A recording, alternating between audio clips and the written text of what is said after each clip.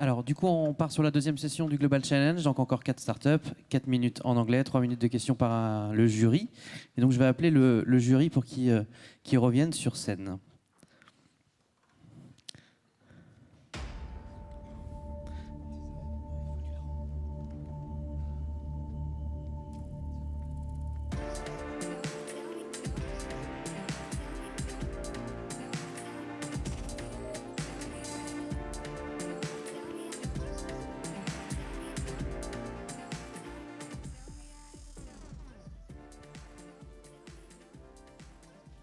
Alors, du coup, on va accueillir la première startup de cette seconde session, qui est Soonvibes avec Natacha.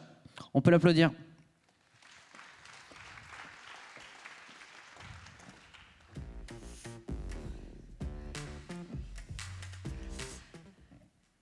Hello, my name is Natasha. I am the CEO and co-founder of Soonvibes.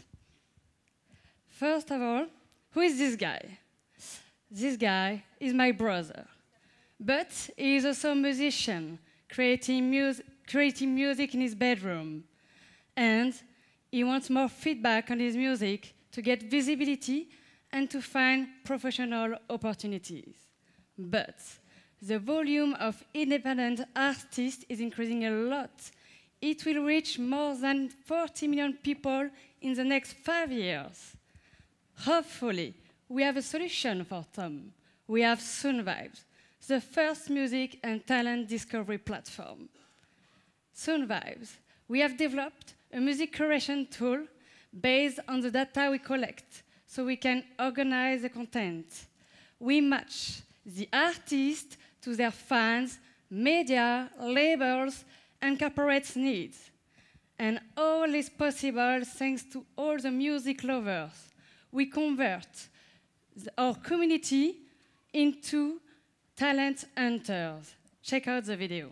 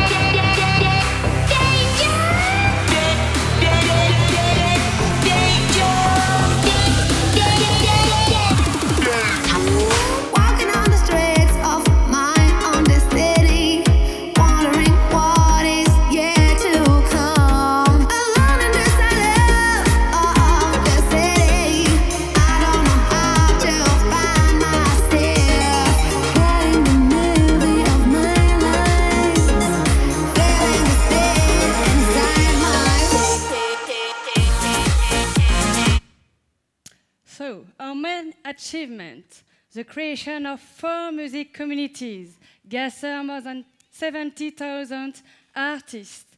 We receive every month 2,000 new music, 2 million votes recorded, 600 labels use the platform, and last year 35 artists had the opportunity to sign on labels.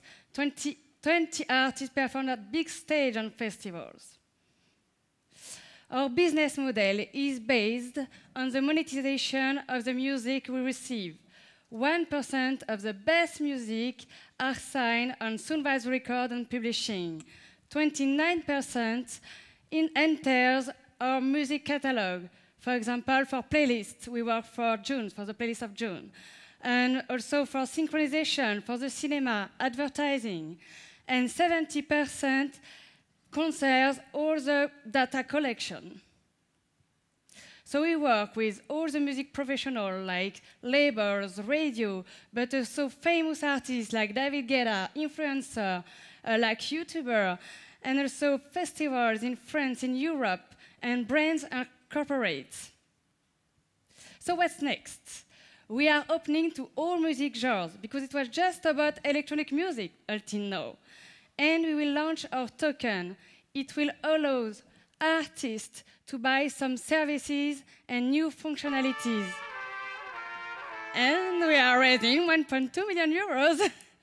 Thanks. Thanks.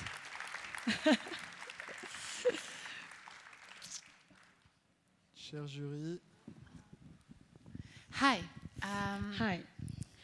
How many people have downloaded the app, and how engaged they are with it? The app is quite new, 10,000. So it's all about our existing community. But we register that 30% of the votes are already from the app. So it's quite good, and we have to increase the number of downloads. So those 2 million votes, where do they come from? From the website. Okay. But people listen to music with their mobile, so that's why we launch an app mobile. So how many users do you have? 100,000. 100,000. Okay, thank you. Who are your competitors? Does this solution not already exist? Oh, yes, it's real. It's real artists and real music. Yes, we have many competitors because there are a lot of music websites. But we are very early. We discover the artist before the others. We discover the artists before they put their music on SoundCloud, on Spotify, and the others. That's our competitive advantage. We have the music before them, so we can spot very early the new talents. But there is a lot of very nice websites for artists like Reverb Nation, like all the music platforms to listen to music. But on the discovery, I think we are the only website to do something like that.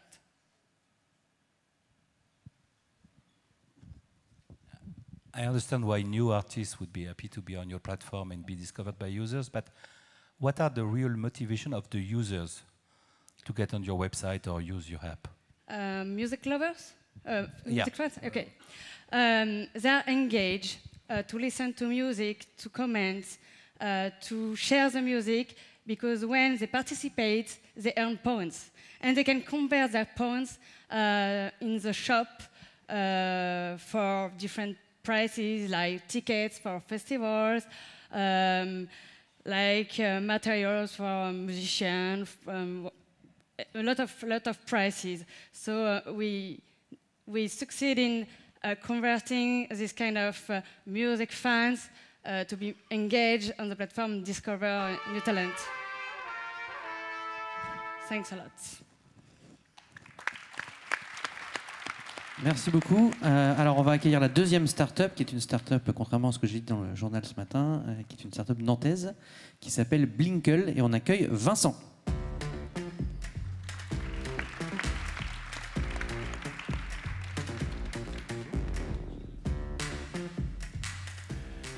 Okay, so hi everybody, I'm Vincent, and I don't know you, but me, I really love being captivated by stories. And stories are everywhere around us. For instance, when I am at restaurants with my friends, when I am visiting museums, when I'm discovering new places around the world with my friends. But I noticed that there was something wrong. Our mobile phone takes more and more space in our life, preventing us from seeing the beauty of the world. So I asked me the question, how can we use it to be more open to the world around us? And I really think that augmented reality could provide engaging and creative experiences to simply discover the world around us. For instance, in museums, there is more and more augmented reality applications which permit you to scan everything around you and to have stories and information about what you are looking. And in the same way, last week I was in a supermarket looking for pasta, organic, without gluten, and I spent 15 minutes in the shop without finding anything. And the guy said, hey, it exists an augmented reality application which guides you in the shop and which gives you information about what you are looking for. Nice. I downloaded it, and then I found my pasta. Nice. And today there is more and more augmented reality application for magazines, for architecture, for tourism. And statistics say that augmented reality is more efficient than traditional marketing tool. It increased by 30% the purchase act. But this is only true if it is easy and fast to use. But today, there is an application for everything. It is a mess to find the good one. And that's the point. And today, there is only 1 people on 10 which download at least 1 app by a month. So that's a real problem for augmented reality market. It is why we decided to create Blinkl, the first augmented reality platform which doesn't need any application. So let's see how it works. Blinkl is a small button, you just an augmented reality button, you just have to add into your web mobile site or Facebook page. And then thanks to that, your customer doesn't need to download any application, they just have to be connected to your web page to play with your augmented reality experiences. It is as simple as that.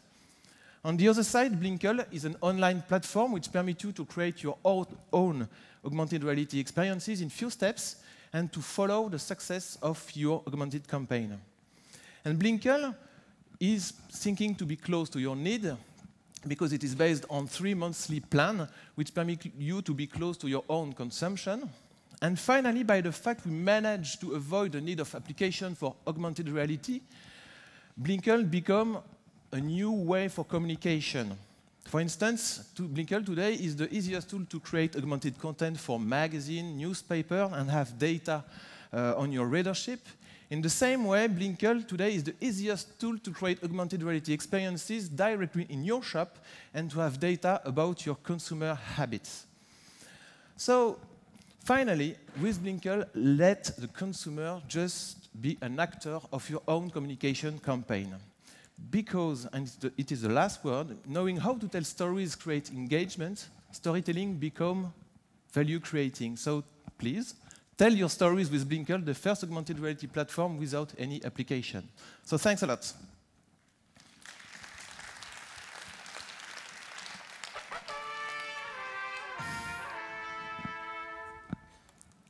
I'm curious about the number of clients you have, and also how's the usage statistics from the user's perspective, from the consumer's perspective? The statistics, because my English is not so good, we started to launch Blinkl in beta version in October, so the clients are today in development. The first big experience we had, it was with Haribo, the sweet Haribo. It was in shop Intermarché. The idea was to create a Pokemon Go-like directly in the shop without a need of application.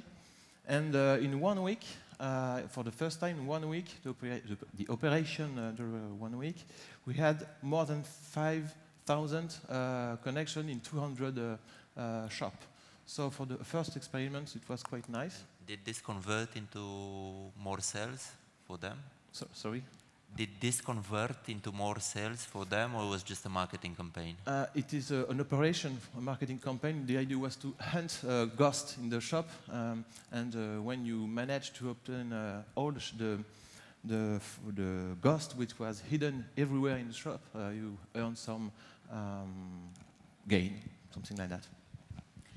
When you get a new client, you need to work for them a little bit, or is it just software that they can use by themselves? The idea is the second point.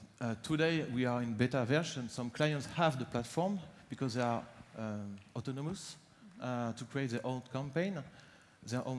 But sometimes for Haribo, for instance, we sell a package with creative package because they need to be helped to create their own content. So in our pricing, we have monthly plans for people which are autonomous, and we sell also creative package for people who need more content and more experiences. If I'm a client, what do I need to be autonomous? You need to have maybe, for instance, a creative team, which can, because it is really based on the simplicity, and you can create just only video, some audio, some text, and if you need some 3D object, if you want to be autonomous, you need to have creative 3D developers, and you just need to put your models in the platform, and the platform do the rest. Okay, merci. if you compare for Haribo, for example, the price they paid for your platform usage and the price or the cost of the campaign creation, how would you compare the two figures? I don't have the idea of the complete price for the campaign, but it is only, you talk about the price of the complete campaign. Approximately, a first number is about 20%, I think. It was a really really short, small experience. Sorry.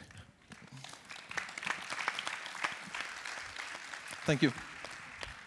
Merci beaucoup. Alors du coup, maintenant, on va accueillir une start-up qui nous vient de loin, qui nous vient d'Australie. Donc on ne fera pas référence à ce qui va se passer demain. Non, on va les faire gagner aujourd'hui, comme ça ils pleureront moins demain. Voilà. Donc message pour le jury. Donc du coup, une start-up australienne qui s'appelle Hopstay. On peut les applaudir. Normalement ça passe.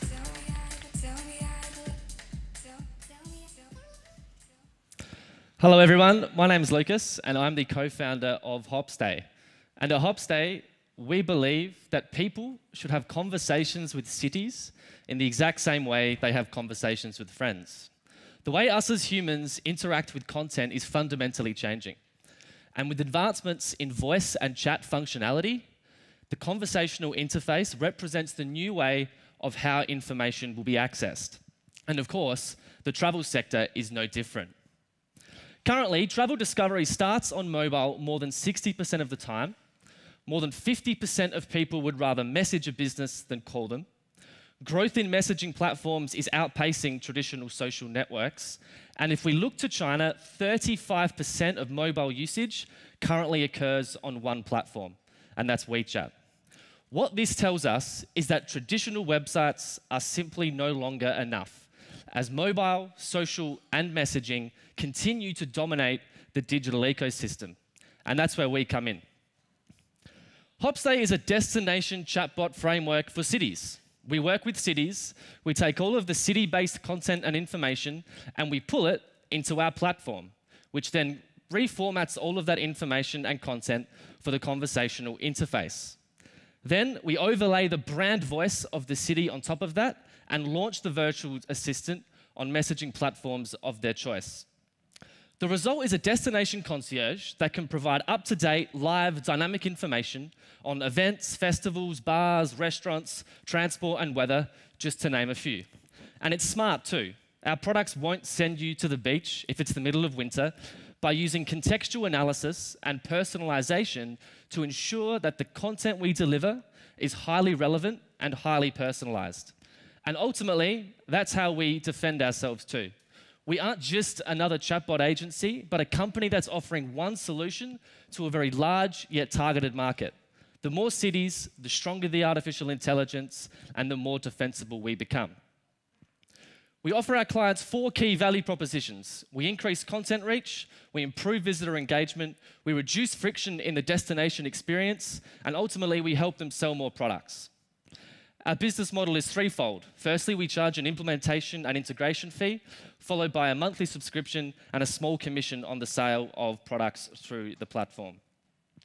The market size is significant too. We count approximately 500 tier 1 cities like London, Paris, New York, with established tourism industries and established tourism infrastructure, 3,000 to 5,000 tier 2 cities, 2,000 to 3,000 destinations, which are places like island and mountain resorts. And then we also have an offer for third-party travel services to tap into the content base and launch their own virtual assistant as part of their customer experience. Total spend on tours and activities last year was $135 billion US, and we intend to take a slice of that wallet. We're an early stage company who just launched this product a few months ago. We've completed 1 project in North America, currently undertaking 2 here in Europe, one of which is the award-winning Faroe Islands. And we also have planned projects in the UK, Europe, and of course, our home country of Australia. But what does the future hold? Well, we aren't just focused on typical destination content, as you can see there, and as I've spoken about. But we're currently working on smart city modules that enable our products to handle more requests, such as transport and traffic, crowd management, health, pollution, and general travel updates and alerts. We're a team of 3 Australians currently permanently based in Paris, and we're committed to changing the way people experience destinations. Thank you.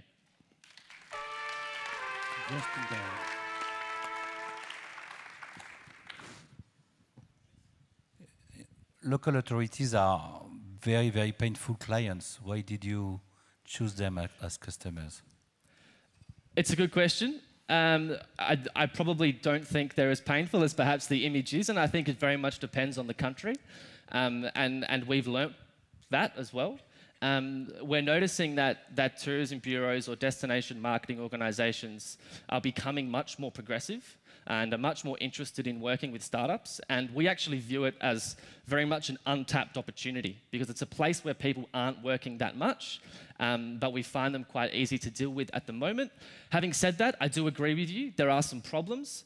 The most significant barrier to us from a sales point of view is typically timing. It's not budget, it's timing. And that's because, as you say, local authorities, in our case, these destination marketing organisations, which are typically funded both publicly and increasingly privately also, run their budgets annually. So whenever we approach them and talk to them, they might say, oh, come back in September, come back in October. So that's the biggest barrier from a sales cycle. But in terms of the actual organisations, we haven't had any other problems aside from that in terms of reaching out to them and working with them. How's the commission business model? Because the ones who are selling stuff are private companies, not the cities. So organize all that commission payment should be complicated. Sure. So I guess this leads on well from that question because the way the destination marketing organisation or the tourism office industry is structured is very different between countries. So the way it works in France might not be the way it works in Australia or the United States. Not in all cases do these tourism offices actually sell products, but in many cases they do, and they use that to generate income. And they're more than happy to be working with private companies because they're increasing the content reach, they're getting stuff in front of more people, and ultimately more people engaging with those parts of the cities. But you're right in that the model is different. For example, in Austria and Switzerland, the destination marketing organisations are funded purely from the tourist tax. So when you go and you stay a night in a hotel, they charge you a tourist tax. That's how they're funded. In other countries like the UK, they have more private funding. So more of their funding actually comes from selling walking tours and boat cruises and tickets to experiences. Do you provide content? Do you produce the content, co-produce the content with the cities? And if you engage in a conversation with clients, do you share the data with the cities? We do not produce our own content. The reason is that's very resource heavy. We used to. We changed that model. That's how we changed. They provide all the content. We provide a distribution channel, a stronger distribution channel, and we increase the content reach. And at this stage, no, we're not sharing data. Thanks a lot. Thank you. We have a last contender. Donc nous vient de Nantes et donc c'est Bertrand de Yakman. Hello.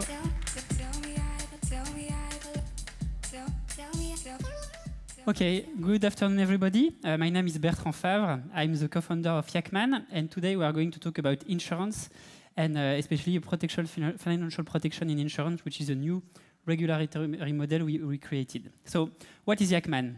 Yakman is a common pot to prevent against unforeseen circumstances. It's a model which to disrupt traditional insurance, and we offer a solution which is cost-saving, transparent and efficient for our B partners in order to help them to protect their communities among risks.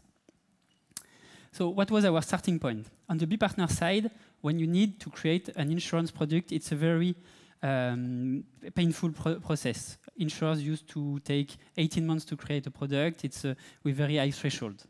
And on the end user side, the insurance experience is very poor and painful. You never know what you are covered for, and claims handling process used to be very long. So what is our value proposition? For B partner, it's very simple. We want to simplify and accelerate the design of self-insurance product. So through our platform, our B partners can design new coverage and address them to their communities. Very simple. On the platform, in 15 minutes, you can create a tailor-made financial product in order to protect your community. 48 hours to have it reviewed by our teams and our algorithm, and you can have it sold online. For the end user, the Solidarity Pot is cost-saving, transparent, and efficient, meaning that you can have access to tailor-made products to cover anything you need, anything you have, anything you want. Economic efficiency is up to 3 times higher to what you would expect with a traditional insurance product. And we designed a lean and quick user experience, meaning that your claims process will last no more than 72 hours and you will have your cash back on your account. So with Yakman, we clearly create a new field between traditional insurance and non-coverage, which is this financial protection through the common pot. How does it work and what for? So Yakman can be used to address several issues. First, it's to cover goods, sports goods, electronic goods. To cover moments, for example, event cancellation. To supplement an insurance contract in order to cover your first euros you would pay from your pocket if you have a car accident, for example. Or in a logic of social action or micro-insurance, meaning that it's a solidarity fund to address the risk of a community. So very important, we are only covering small risks, meaning below that 2,000 euros. So it's really supplementary to what insurers do. So I will not go too deep on this slide, but the idea is that we have a technological platform helping B partners to design their products and users to be onboarded, to have the claims process managed and to get their cash back. So we fully digitalize the value chain and through a white label platform which is usable through modules. So who we are, Christophe is the other co-founder. He spent 20 years in the insurance industry. He's a risk expert, especially on actuarial and underwriting topics. And I am the sales guy of the team. So Christophe is in Paris, I am in Nantes with 3 people in business development. And we have a PhD in Paris with us, working on behavioral economics dedicated to insurance. So currently we are working with 2 main domains. So it was insurers with Euler Hermes and SAM, which is a Pan-African insurer rolling out the model in Africa. And with the gig economy, so 2 examples are Deliveroo and Coyote, to help them protect their communities. Where we stand now, so we are leading our Series A seed round. So we are looking for 1.2 million euro for this round, 900K in capital. The idea is to strengthen the sales process and sales team, and then to develop the platform. And we have an ambition of 80 million euros in France by 5 years' time. Thank you.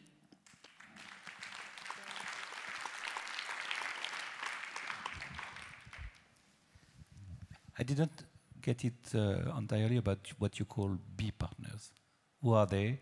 What do they do? What do you do? What do okay. So B partners, I mean, we only focus on companies or big associations, big corporations that are leading communities and that are willing to address risk issues for them through our platform. So it means that they are creating through our platform new products, self-insurance products, they can deliver to their communities.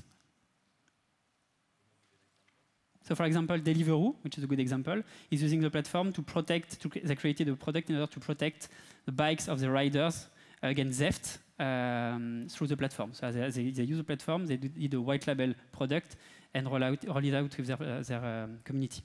And in that case, who is the insurer in this chain? No insurer, because it's a clearly new regulatory model. So it means that all the fees paid by the insurees, let's say people willing to be in the product, are in the common pot, and the common pot is used to pay the claims. And if the common pot is not enough? The cover is ending. So this is why it is a step between insurance and non-coverage. And how about the traction you had so far? That was not clear for me from the pitch. Okay, so we address B partners and we first focus on insurers and gig economy. So that's why I talked about Euler Hermes, which is using the solution to do a peer-to-peer insurance for SMEs. SAM is a Pan-African insurer to roll out the model in Africa. And we have, for example, Coyote, which is using it for its community in order to protect them against car issues. And then we would like to move forward on retail and OEMs, which are the usual customers for this kind of products. So I understood that you act as an insurer, but you're not technically one, right? We help we create products, self-insurance products, indeed, through the platform, but we are not an insurer, regulatory speaking. Sorry. Okay. And we don't need to. You don't need to be. Okay. Okay, that's the point. That's the main innovation of the process, indeed. Okay. Why do you not need to be? Sorry if I didn't understand. What? Why do you not need to be regulated? Because there is no risk transfer to the community. I mean, in the model there are two things that we cannot insure. No risk transfer to a third party, because it's a community which is insuring itself against the risk. This is the first point. And the second point is that there is no premium which is fixed, which is the case in France if you want to be an insurer, because you have a cashback. I didn't speak about it, but at the end of the cover period, all the amounts that are not used by the pots to pay claims are redistributed among the community. Ouais. Merci. Merci beaucoup Bertrand. On peut l'applaudir? Merci beaucoup.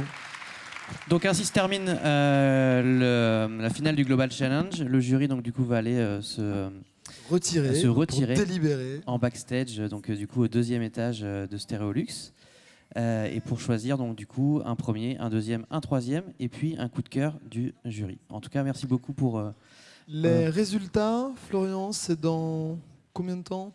Vers à 17h. 17h, du coup sous le chapiteau. De l'autre côté du village. De l'autre côté du village, donc après les nefs. Ok. Merci, cher jury. On va vous laisser le jury. Réfléchir. On peut les applaudir. Merci beaucoup. On est presque à la fin de cet après-midi en salle Maxi. On a un dernier speaker, je crois, qui va nous rejoindre sur scène. Je crois qu'elle est prête. Il s'agit de Leslie. Est-ce qu'elle est prête, Leslie? Je vais quand même vérifier, il me semble. Est-ce qu'elle est là?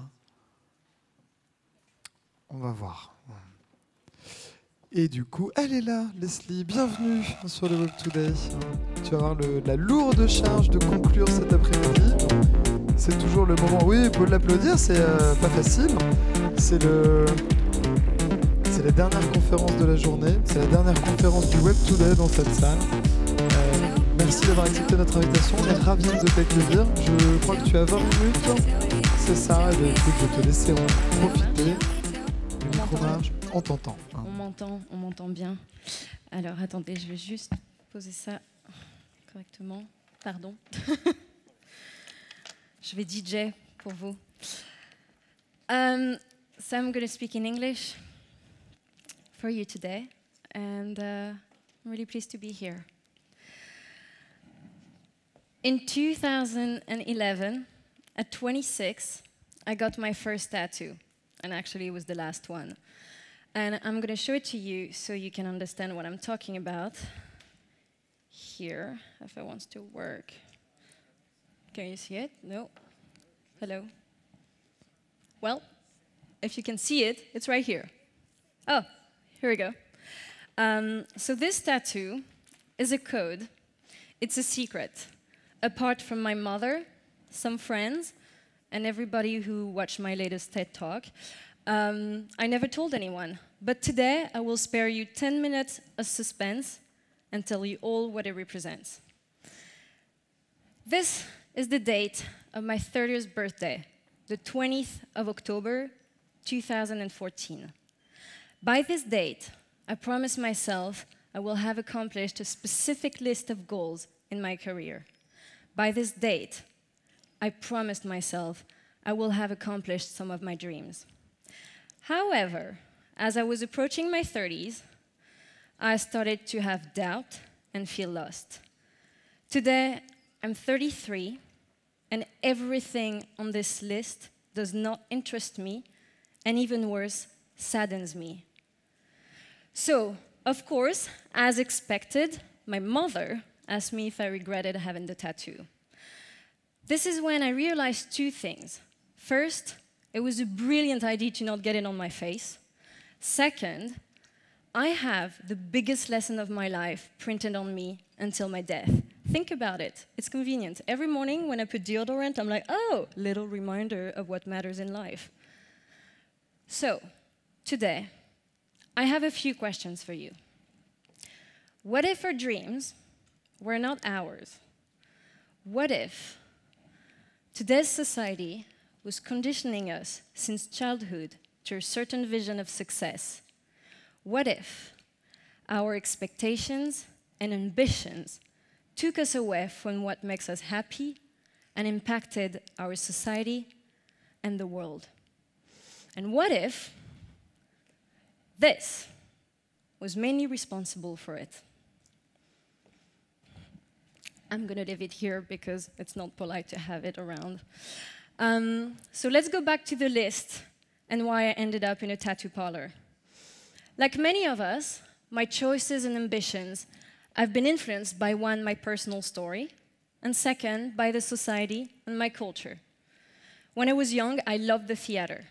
I loved doing it. I loved staying in class during the recess and play little scenes with my friends. I grew up with the feeling of not being protected, respected, or heard. I was mainly influenced by what I saw in magazines and on TV. And I quickly noticed one thing. The more people had success and possessions, the more they were respected. Since I was lacking acceptance and security, I tried to copy that. So I came up with an amazing plan. Artists are admired and loved. I was a really bad singer. I loved the theater. Here we go.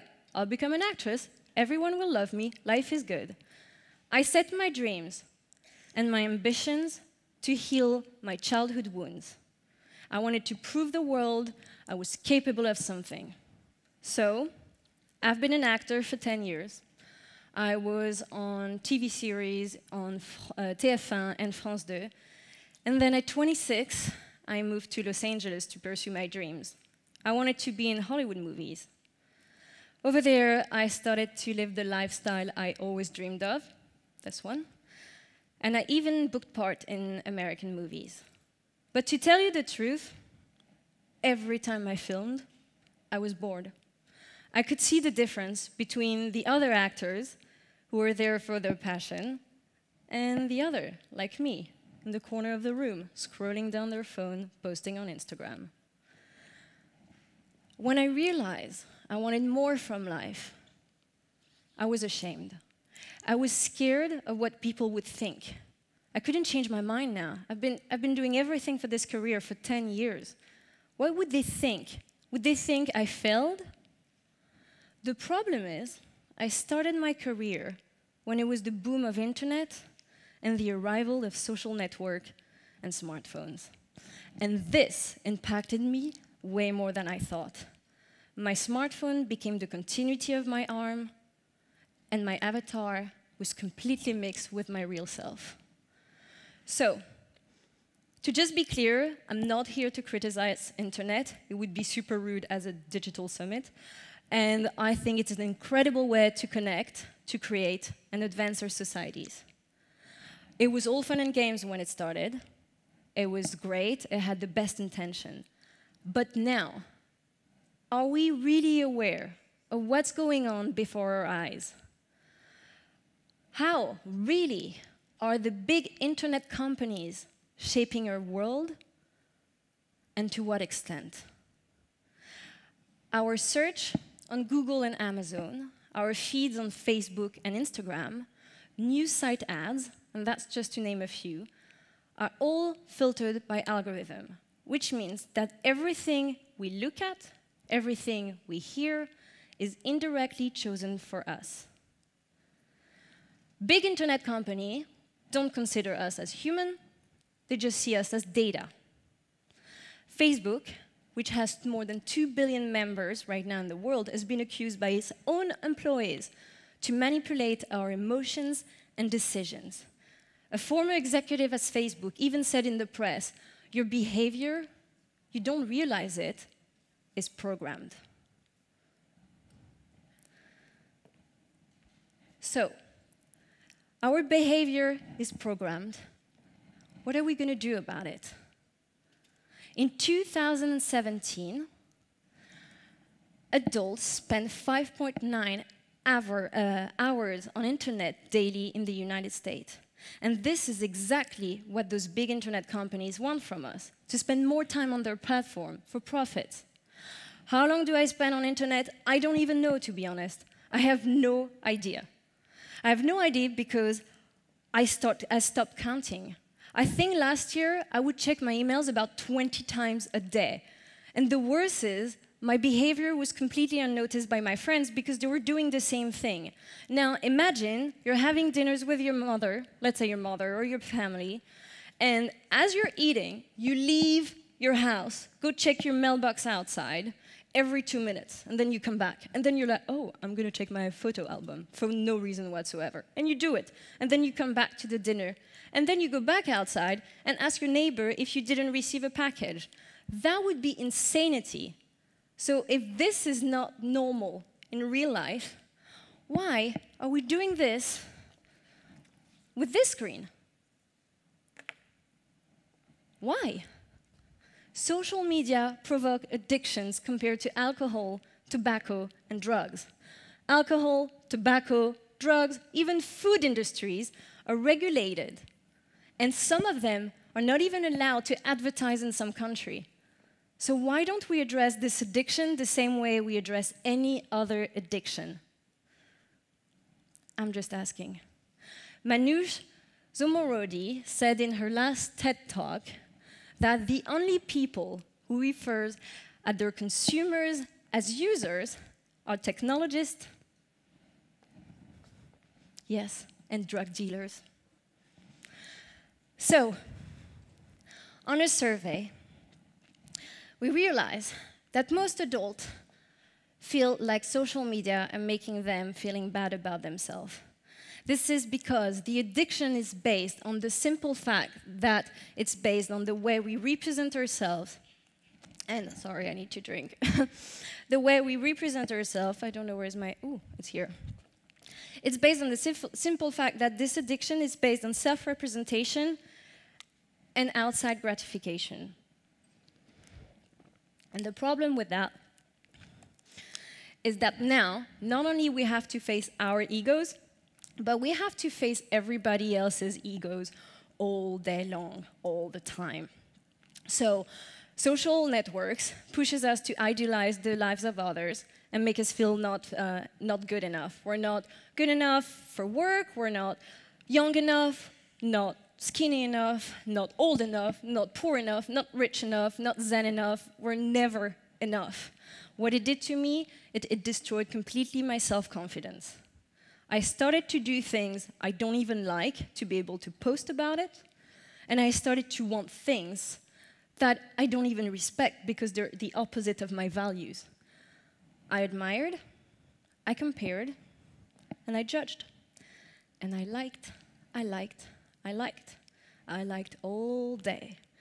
And when I was feeling bad, I used to wake up, post a selfie, and after a few hours and the rush of likes, I would feel better. And after my rush of dopamine, I would crave more and more. And then the evening would come, and I would feel bad again, and I would have to post. And this was a never-ending circle.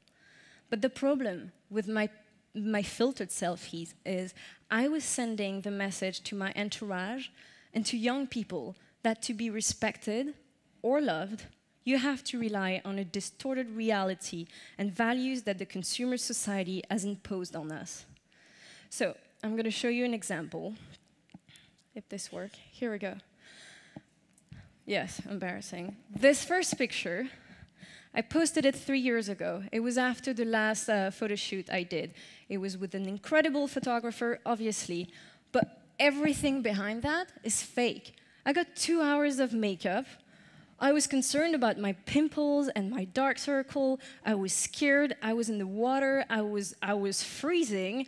And the only reason why I did this photo shoot is because I knew she was so good, the photographer, that I would have an amazing picture to post on my social media to get attention. The second picture, on the other hand, I took it when I was in Nepal with the organization Build On.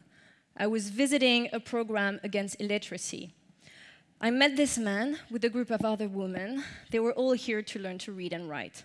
This man was by himself, standing in the corner of the room. At some point, he stood up, went to the board, and started to write something very slowly. Then he turned to us and he said, "My entire life, I felt stupid, but now I can write and I can read." So we asked him what he liked best. He looked at the word, he looked at us, and he said, "I can write my name." This post, the sexy one, got 461 likes. This one, 68. This is the world we live in. Facebook said that 100 million hours of videos are watched every day on their platform. Common Sense Media revealed that teens spend an average of 9 hours a day under the influence of media. And Pew Research Center said that 24% of teens are actually constantly under the influence of their cell phone because it's always here in their hand, so they're constantly connected. So my question is, how can teenagers learn to know themselves, develop self-esteem, love themselves, and have the possibility to decide for their own choices if they're constantly under the influence and conditioned by media and social media? So why am I talking about it today? I'm talking about all of this because I want everybody to avoid to have the wrong tattoo. It would be great for people who remove tattoo, great industry, but we don't want that. And 25% of teens right now, when you ask them what they want to do later in life, they want to vlog. We don't know about what, but they want to do it. And that makes me sad because they have so much passion and so much to give to the world. Social media are creating desires and needs, so we have a certain behavior. And this is just to feed short-term economy, the short-term corporate revenue with no understanding on the long-term impact on us and the society. And the long-term impact will be more far-reaching and radical than my little tattoo. Success of a company is only based on its financial success. Success should be about meaning and ethics. Success should be about finding our values and turn them into action. Success, in fact, should be about protecting our planet and bringing people together instead of competing over money and possessions. We should be celebrating the people preserving the environment and getting us together instead of the paper-thin celebrities on Instagram and Facebook. Did you know that the Dalai Lama has 1 million followers? And a TV reality star has 110 million? Is that our values? Is it what we want the world to see or alien when they come and visit and be like, hey, so who are you? Well, this is what we do. No. From selfie to service, from competition to cooperation, from ecosystem to ecosystem, it is up to us to use consciously our like, share, and play button. It is up to us to redefine success. So I got some little more to say. I'm just going to take a little zip right here. Today, we are facing the edge of a cliff and a turning point. And I can't open my bottle. Here we go. Today, we don't have to ask the question if we're pro or con social media and technologies. No. Today, we have to know how we want to use them. Pierre Rabhi said, for super technologies, we need super conscience. I don't think we're there yet, but we can, because we're human and we have a big heart. So how can we leverage technologies to advance societies and build communities instead of being enslaved by them? How can we build amazing, inspiring, and life-changing startups and create movement on the internet without relying on people's addiction? How, this is on a very practical level, can we improve our well-being, our productivity, and our creativity if we're all in a hyper-connected workplace? The biggest challenge in the next decade is to bring our humanity and mindfulness in the digital age. Today, I'm not going to lie to you, I don't have the answers. I don't, and it doesn't matter, because neither do you, and I don't think everyone does. But now, companies are trying to make the move. Apple just recently came up with a plan and an app that helps people to reduce the time they spend on internet. It kind of shows you your pattern, and you can set up daily limits. Tristan Harris, the former chief ethical designer of Google, he advises to not always be on internet. Actually, he says, try to disconnect as much as you can and just have a specific time in the day when you check your emails and you're on Facebook. There are ways to curate our time. Simple things. Turn your phone black and white. Turn off the notification. Put it in your pocket or your bag. See, I told you that wasn't very polite. When you're talking to people or petting your dogs. And last but not least, when you wake up, do not check your emails, Instagram, Facebook, news, your phone, nothing. Don't check anything, because unconsciously it gives you the impression that you've been missing on something during night, and then it increases the need to check more your phone. In few words, log out, tune in. Now, if we have more time for ourselves, we can use it for self-reflection and mindfulness. Maybe we can try to reconnect to ourselves, to others, and to the environment. And then the world would affect us less. And I know this sounds naive and everyone's like, yeah, this is like a rainbow world, but you know what? This is the key for a mindful life. It is the key for happiness.